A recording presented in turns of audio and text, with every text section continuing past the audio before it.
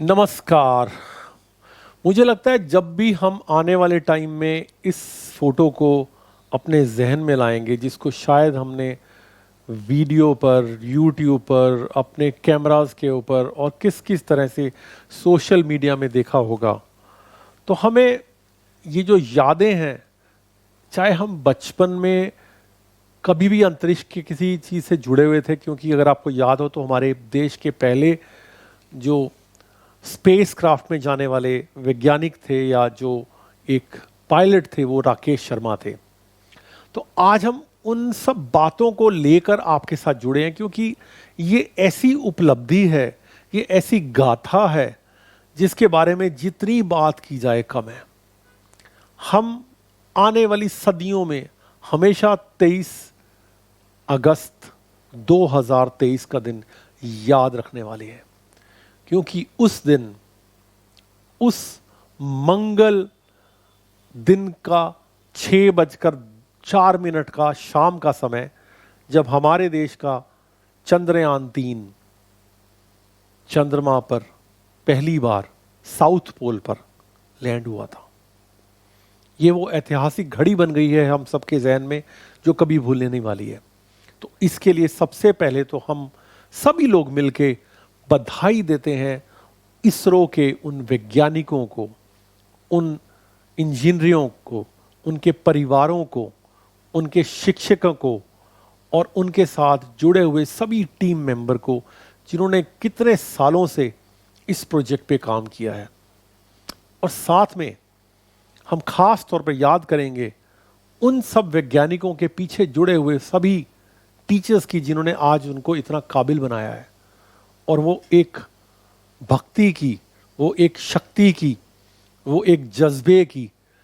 जिसने उनको अपने इस इसरो के साथ जोड़ के रखा है, इस देश के साथ जोड़ के रखा है और इस प्रोजेक्ट के साथ रखा है कि ज़िंदगी में उन्होंने अगर एक बार, दो बार या चार बार भी कहीं हार हो जाए तो हारना नहीं सीखा, लेकिन अंतिम क्षण तक कोशिश करना सीखा है, क्योंकि कोशिश करने वालों की कभी हार नहीं होती।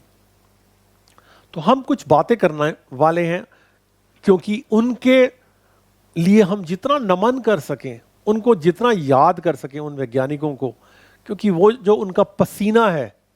वो जो उनकी मेहनत है,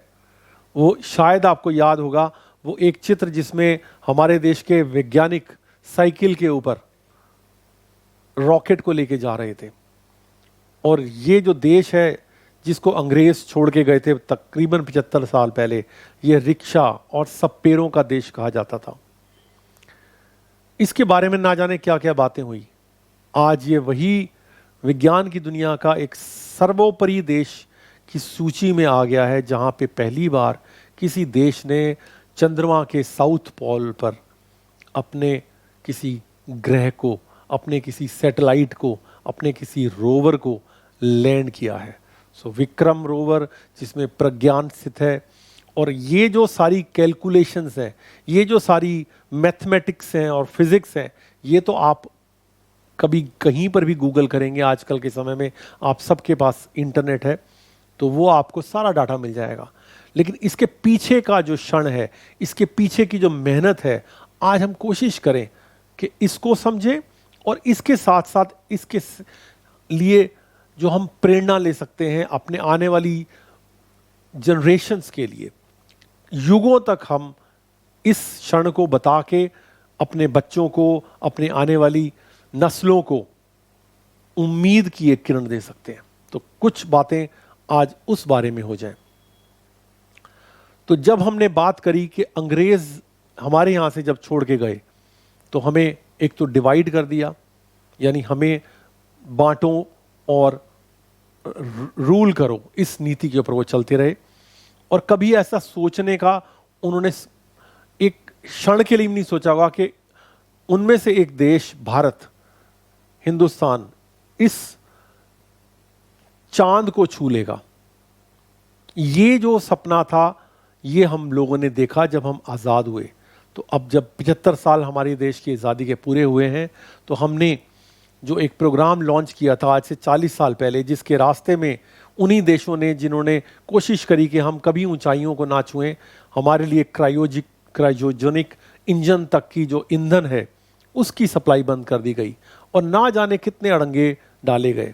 और अगर आप थोड़ा सा विचार करें तो सबसे बड़ा जो सैटेलाइट प्रोग्राम है नासा अमेरिका के अंडर,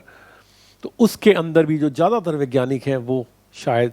कहाँ के हैं ये आप सबको मालूम है, हमें कहने की ज़रूरत नहीं है। लेकिन वो लोग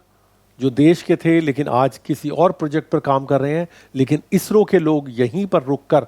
अपनी माटी के लिए, अपने देश के लोगों के लिए कुछ बनाने में जुटे हुए थे। तो सबसे पहले सबसे बड़ा नमन तो हम इसरो के वैज्ञानिकों को हम करना चाहते हैं। साथ में इस देश की जो पूरी भावना है जो साथ में उन सब के जुड़ी हुई है, जो प्रार्थनाएं थी, जो दुआएं थी माँओं ने दी थी या उनके पिता ने या उनके गुरुओं ने दी थी, वो सब उन पूरी टीम मेंबर्स के साथ थी।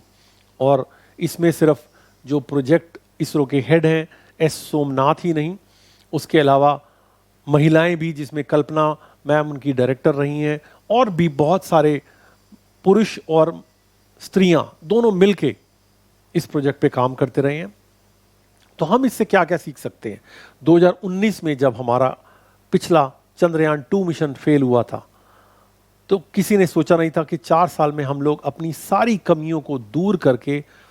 एक बेहतरीन चंद्रयान 3 खड़ा कर सकते हैं जो चंद्रमा के ऑर्बिट में चक्कर लगाएगा और उसके बाद में घूमते घूमते वो उसकी सरफेस पर, उसकी सतह पर लैंड हो जाएगा। और उसके बाद में उसका रोवर निकल के आएगा, प्रज्ञान रोवर, और वो रोवर